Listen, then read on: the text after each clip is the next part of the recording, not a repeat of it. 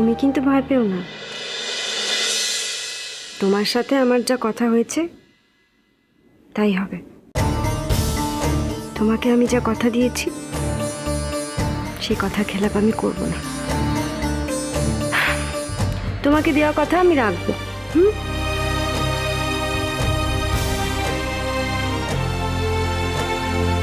আমার খুব শরীর খারাপ করছে। কেন, কি হয়েছে? জানি না তো, মনে হচ্ছে এটা একটা কষ্ট হচ্ছে, তো আটকে যাওয়ার মতো।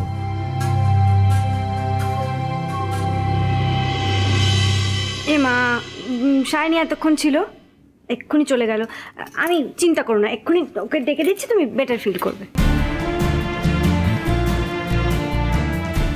আবার তুমি আমাকে আঘাত করছো, আবার তুমি আমাকে দূরে সরিয়ে দিচ্ছ। আর কত আঘাত করবে আমায়, আর কত ঠেলে দূরে সরো।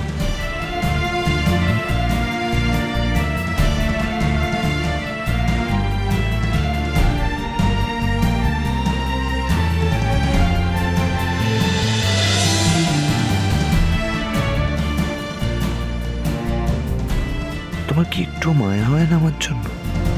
একটু মায়া হয় না? এতটা নিষ্ঠুর তুমি কঙ্কাবতী? ও, আমার শরীর খারাপ শুনেও তুমি চলে যাচ্ছ?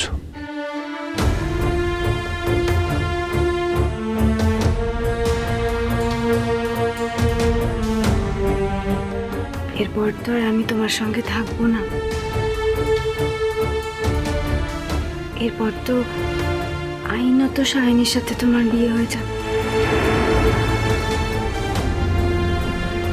তখন তো আমার তোমার কাছে আসার কোনো অধিকারই থাকবে না। তাই যে অভ্যেসটা তখন করতে হবে সেটা এখন করে নিলেই ভালো না? আর তার থেকেও বড় কথা, আমি তো আর ডাক্তার নই। কারোর শরীর খারাপ হলে ডাক্তার দেখাতে হয়, শরীর খারাপ তো ডাক্তারই সারাতে। আমি বরং একটা কাজ করছি, আমি সায়নীকে বলছি যে ও তোমাকে ডাক্তারের কাছে নিয়ে যাবে। দয়া করে আমার উপর এত অনুগ্রহ করো না কঙ্কাবতী। আমি তোমার অনুগ্রহ আর নিতে পারছি না। তোমার অনুগ্রহ থেকে আমাকে মুক্তি দাও এবার।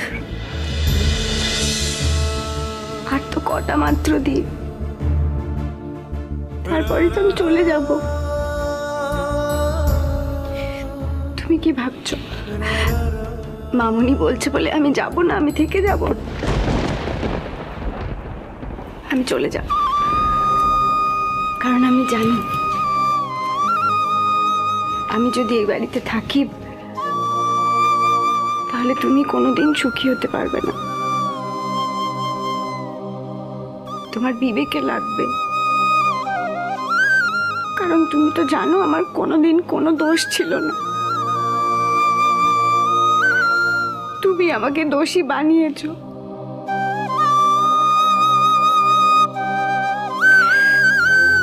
আর সেই জন্য যাতে তুমি খুব সুখী হতে পারো, আমি এ বাড়ি থেকে চলে যাব, অনেক দূরে চলে যাব।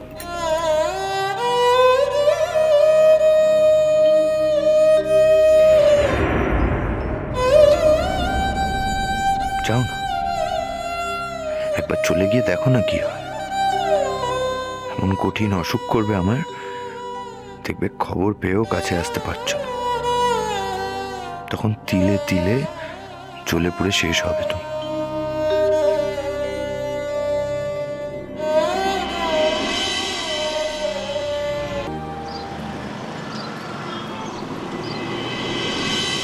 আমি তো জানি জগৎ সংসারে কেউ যদি আমার কোনো কথাও না শোনে, তুই আমার সব কথা শুনবি মা গো। তুই আমাকে দাগা দিবি তাই কখনো হয়? তুই ঠিক আমার সব কথা শুনবি। ও মা, শুনবি নি? ও মা, মামুনি তুমি এই বাড়িতে থাকা বাদ দিয়ে আর আমায় যা বলবে আমি সব শুনবো। আমার যে বাড়ি কালো, হ্যাঁ সে বাড়ি যারই হোক, এইভাবে থাকা আমার পক্ষে সম্ভব না মামনি।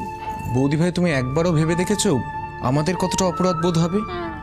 আর যদি তোমাকে আমাদের জন্য এই বাড়ি ছেড়ে চলে যেতে হয়, তাহলে আমরা নিজেদের কোনোদিনও ক্ষমা করতে পারবো? দিদিভাই, একটা কথা তুমি শুনে রাখো, তুমি যদি এই বাড়িতে না থাকো, আমরাও থাকবো না। তুমি ভাবতে পারো যে আমি তোমার মন রাখার জন্য এই কথাগুলো বলছি, কিন্তু এটাই সত্যি এবং আমি এটাই করব। দিদিভাই, তুমি আমার দিদির মতো, এবং বোন হিসেবে আমার কিছু দায়িত্ব কর্তব্য আছে। তুমি তোমার দায়িত্ব পালন করেছো, আমাকেও তোমার কর্তব্য পালন করতে হবে। আর তখনই না বুঝতে পারবো তোমার দিদি হিসেবে আমি কতটা সম্মান করি। ও ঠিকই বলেছে বৌদি ভাই, তুমি যদি না থাকো তাহলে অ্যাটলিস্ট আমরা দুজন এই বাড়িতে থাকবো না।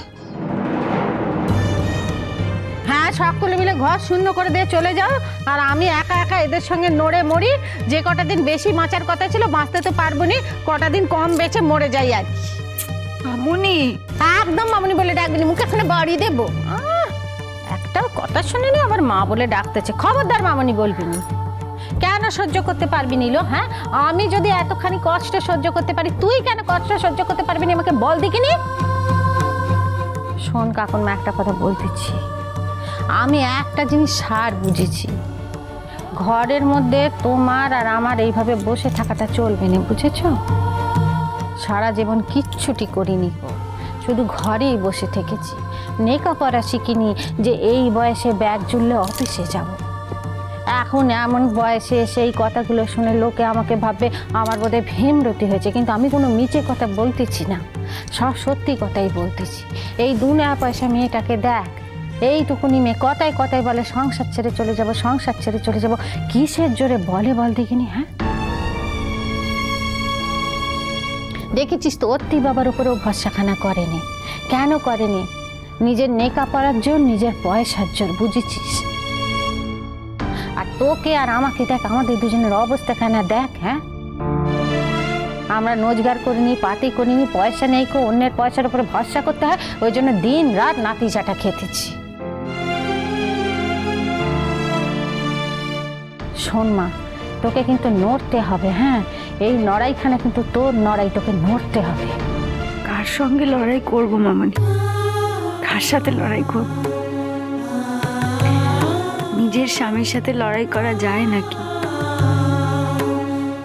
হ্যাঁ, তার চেয়ে বড় কথা, যাকে জীবনে ধ্রুবতারা মেনেছি, তার সাথে লড়াই করা যায় কখনো? শোনো, এইসব ধুবো তারা তোমার মনে ভিতরে রাখো, বুঝেছো? যে তোমার সঙ্গে এমন ধরে ব্যবহারখানা করলো, তাকে তুমি ধুবো তারা মানছো কিসের জন্য? হ্যাঁ, যাকে তাকে যখন তখন ধুবো তারা মানলেই হলো। আচ্ছা মামনি, তুমি যে আমাকে এই কথাটা বলছো, তুমি নিজে কি করো? আমার কথা বাদ দেখা কর না। আমি আমি আমি যবে থেকে জ্ঞান হয়েছে ইস্তক, আমি মহাদেবের পুজো করেছি। বিয়ের পর যখন শুভ দৃষ্টির সময় তাকালুম, তখন তো মহাদেবকেই দেখলুম। মনের শিখে না হয় নিজের জীবন থেকে বাদ দেয়া যায়, দেবতাকে কি বাদ দেয়া যায় বল দেখিনি? ও হলো গিয়ে আমার জীবনে দেবতা, ওকে বাদ দিয়ে আমার জীবনটা চলবে কি করে? তুমি তোমার শিব ঠাকুরকে দেখেছো, আর আমি আমার শিব ঠাকুরকে না দেখলেও ওই মানুষটার মধ্যেই আমার জীবন মরণ খুঁজে পেয়েছি। তার সাথে আমি যতই রাগ করি না কেন, যাই করি না কেন, তার সাথে লড়াই আমি করতে পারবো না, কখনো পারবো না।